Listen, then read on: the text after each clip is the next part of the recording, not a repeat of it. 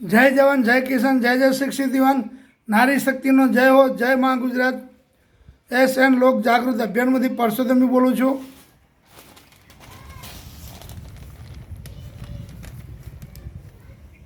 Vasna police સ્ટેશનની બહાર દારૂની પોટલી પીતો યુવાન ઝડપાયો અને વિડીયો વાયરલ થયો.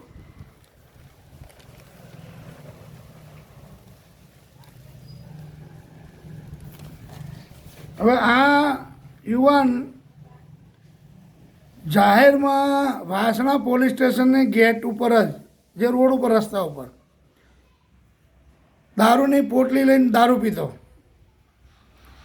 હવે દારૂ તો પીવો એનો વાંધો નહીં, કારણ કે એ તો ગુજરાતમાં કોઈ બંધી થવાની જ નથી, પણ જતા આવતા રસ્તામાં લોકોને બી ખોટી રીતનું વર્તન કરતો એ બિલકુલ વાસણા પોલીસ સ્ટેશનની સામે જ આ વિડીયો વાયરલ થયો, પેપરમાં આવ્યું, છતાં કોઈ એક્શન લેવામાં આવી નહીં ઉપરથી.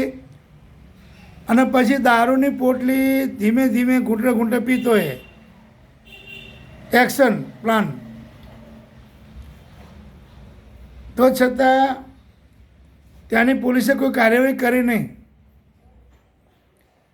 અને પોલીસ એમ કહે કે મગજનો અસ્થિર છે. મગજનો અસ્થિર ચલો માની લો છે, પણ દારૂ લાવ્યો ક્યાંથી એ સમજવાની વાત છે ને. દારૂ ક્યાંથી લાવ્યો? અસ્થિર મગજનો દારૂ પી શકે? ચલો તમે કીધું અસ્થિર મગજનો છે, પણ દારૂ ક્યાંથી લાવ્યો એ તો તપાસ કરવી પડે ને. દારૂ મળે ફાઇનલ થયું કે ઘરમાં તો ગાળતો નહીં હોય, લાઈન ગાળીને પીતો નહીં હોય, તો ક્યાંક તો દારૂ ગાળતા છે ને ત્યાં, કે દારૂ વેચતા હશે ને. તો છતાં એ કોઈ કાર્યવાહી થઈ નહીં. તો શું સમજવાનું આપણે? ગમે ત્યાંથી દારૂ લાવ્યો, પણ મસ્ત રીતે વાસણા પોલીસ સ્ટેશન દરવાજા રોડ ઉપર દારૂ પીધો, ઘૂંટો પીતો રહ્યો અને લોકોને પબ્લિકને હેરાન કરતો રહ્યો, છતાં એના ઉપર કોઈ પોલીસે એક્શન લીધી નહીં. અને કે અસ્થિર મગજનો, એટલે બોલો, સર્ટિફિકેટ પોલીસે આપી દીધું અસ્થિર મગજનો. એને કે સર્ટિફિકેટ લેવા જવાનું ના રહ્યું, પોલીસે જ સર્ટિફિકેટ આપી દીધું અસ્થિર મગજનો એમ.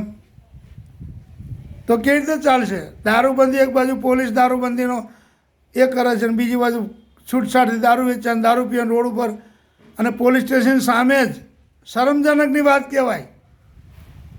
પોલીસ સ્ટેશનની બહારની સાઈડમાં રોડ ઉપર લોકોને હેરાન કરે, વત્તા ઘૂંટા દારૂ પીવે, અને પોલીસ એમ કે અસ્થિર મગજનો.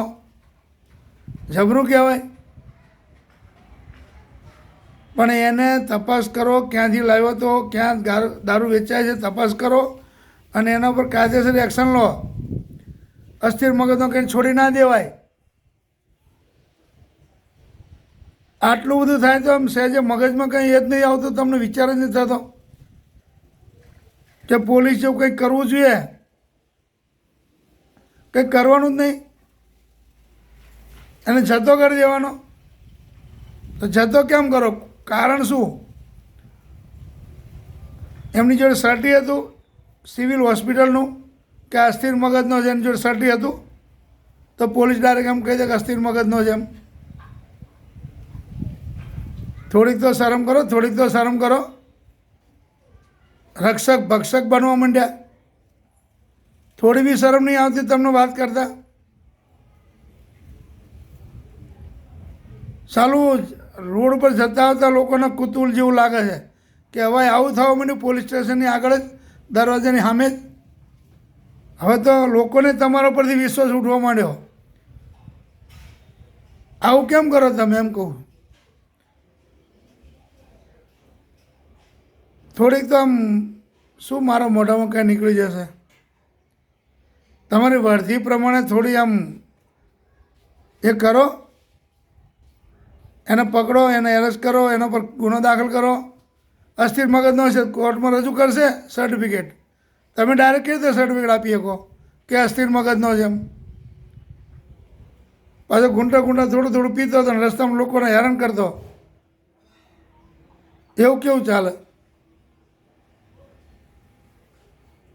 કોઈ પણ દારૂ વેચતો હોય કે પીતો હોય, કોઈને બક્ષવામાં નહીં આવે. બધા ઉપર કાયદેસરની કાર્યવાહી કરો. બધે જ્યાં જ્યાં દારૂ બનતો હોય, વેચતો હોય, પીતા હોય, બધાને પકડી પકડી નિકાલ કરો એને, કાં તો છૂટછાટ આપી દો, દરખાસ્ત મૂકી દો બધા પોલીસને ભેગા થઈને. વધુ વધુ કેસ એ છે પ્રોહિબિશનના. જય જવાન, જય કિસાન, જય જય 61. નારી શક્તિનો જય હો. જય મા ગુજરાત.